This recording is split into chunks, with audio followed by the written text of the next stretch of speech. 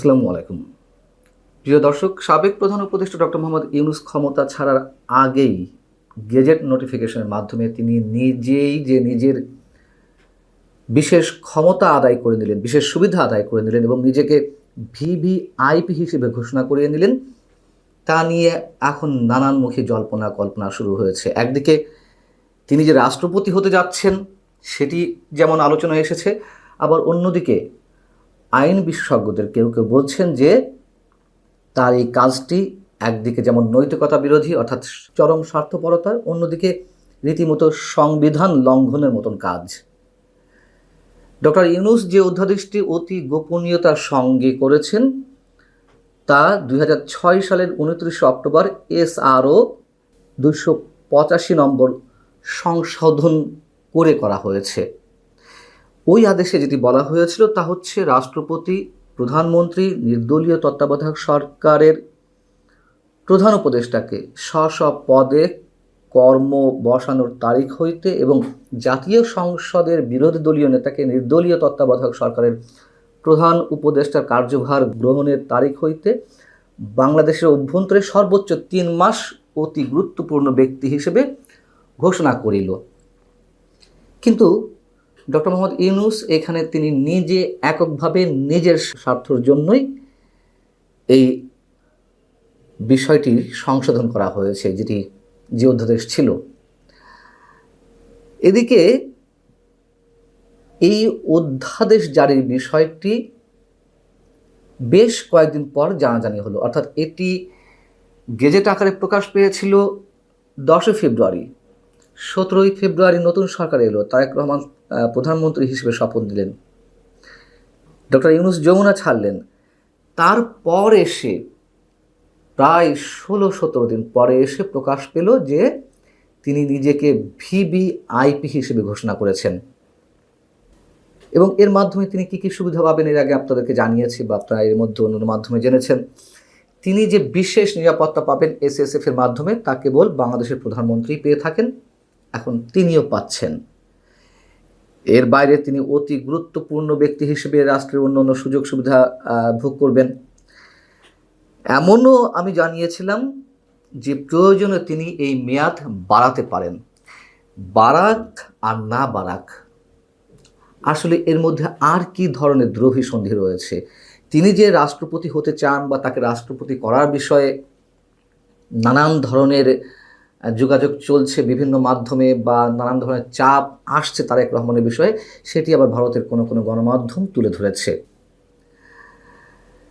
এবং এই বিষয়টি জানাজানি হওয়ার পরে মানে তার যে নিরাপত্তার বিষয়টি এবং নিজেকে ভিভিআইপি ঘোষণার বিষয়টি জানাজানির পরে জুলাই সনদ নিয়েও নতুন করে বিশেষ একটি বিষয় আলোচনায় এসেছে যে জুলাই সনদে রাষ্ট্রপতির ক্ষমতা যে অস্বাভাবিক হারে বাড়ানো হয়েছে সেটি সংসদের মাধ্যমে পাশ করতে হবে যদি বিএনপি সরকার চায়।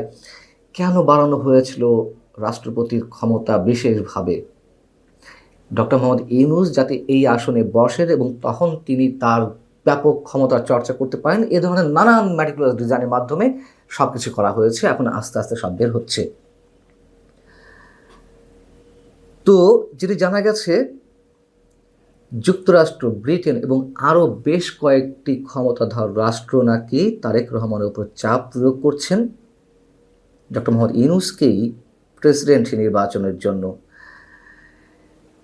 এবং তাকে প্রেসিডেন্ট হিসেবে দেখার জন্য তো মুখিয়ে আছে জামাত ইসলামী এবং এনসিপি। জামাত ইসলামী এবং এনসিপি তো প্রত্যক্ষ পরোক্ষভাবে তারা ডক্টর ইউনূসের কথাই বলছেন অনেকখানি এবং নিঃসন্দেহে তারা বর্তমান রাষ্ট্রপতি শাহাবুদ্দিন সাহেবকে চান না। সংসদের প্রথম অধিবেশনে রাষ্ট্রপতি মোহাম্মদ শাহাবুদ্দিন ভাষণ দিবেন প্রথা অনুযায়ী, রীতি অনুযায়ী, সেটিতেই আগে থেকে বাদ সাধা শুরু করেছে এনসিপি এবং জামাতে ইসলামী। তারা রাষ্ট্রপতিকে ছুঁড়ে ফেলতে চেয়েছিল, সংবিধান ছুঁড়ে ফেলতে চেয়েছিল, তার কোনো কিছুই তো বাস্তবায়ন হয়নি, পারেনি। এখন তারা নতুন করে দাবি তুলছে বর্তমান রাষ্ট্রপতিকে অভিশংসন করার এবং এর পিছনে অবশ্যই দ্রভিসন্ধি রয়েছে। বিএনপি চাইছে যে রাষ্ট্রপতি ভাষণ দিক প্রথা অনুযায়ী বর্তমান রাষ্ট্রপতি এবং সেই ভাষণে কথিত জুলাই গণহত্যা নিয়ে তার বক্তব্য থাকবে, বিএনপিও তার মতো করে রাজনীতি করছে, কিন্তু তারপরেও তাদের রাজনীতিতে একটা সরল রৈখিক একটা বিষয় রয়েছে, কিন্তু অনেক মার প্যাঁচ, অনেক অনেক ঘোর প্যাঁচ জামাত ইসলামী এবং এনসিপির কৌশলের মধ্যে রয়েছে। আমাদের একটু মনে রাখা দরকার যে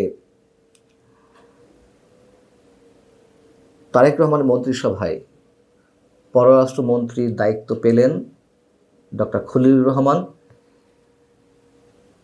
ডক্টর ইউনূস সরকারেরই যিনি বহুল বিতর্কিত নিরাপত্তা উপদেষ্টা ছিলেন, এবং যুক্তরাষ্ট্রের সঙ্গে তার যে সম্পর্ক, নানান ইস্যুতে যুক্তরাষ্ট্রের নানান পর্যায়ের কর্মকর্তাদের সাথে তার যে দৌড়ঝাঁপ, এবং সর্বশেষ পর্যায়ে বহুল বিতর্কিত এবং বাংলাদেশের জন্য ভয়ঙ্কর একটি শুল্ক চুক্তি করে আসা হলো, সেই সব জায়গা থেকেই অনেকেরই ধারণা, একেবারে বদ্ধমূল ধারণা, যে ডক্টর খলিলুর রহমান যুক্তরাষ্ট্রের চাপেই বা যুক্তরাষ্ট্রের প্রেসক্রিপশনেই নতুন এই সরকারের পররাষ্ট্রমন্ত্রীর পদটি বাগিয়ে নিতে পেরেছেন। এবং একথাও সত্য কথা যে তারেক রহমান বহুমুখী চাপের মুখে রয়েছেন। পল কাপুর আসছেন, দক্ষিণ এবং মধ্য এশিয়া বিষয়ক যুক্তরাষ্ট্রের সহকারী পররাষ্ট্রমন্ত্রী, তো তিনি নাকি বিশেষ বার্তা নিয়ে আসছেন, বিশেষ কিছু বার্তা। সেই বার্তার মধ্যে নতুন কোনো বার্তা এরকম আছে কিনা যে ডক্টর মোহাম্মদ ইউনূসকে প্রেসিডেন্ট করতে হবে, গুঞ্জন চলছে, আমরা নিশ্চিত নই। তবে যদি হয়েও থাকেন বা ডক্টর মোহাম্মদ ইউনূসকে যদি রাষ্ট্রপতি করা হয়ে থাকে অদূর ভবিষ্যতে, তাতে অবাক হওয়ার মতন কিছু থাকবে না বোধ হয়। ভালো থাকুন সবাই, আল্লাহ হাফেজ।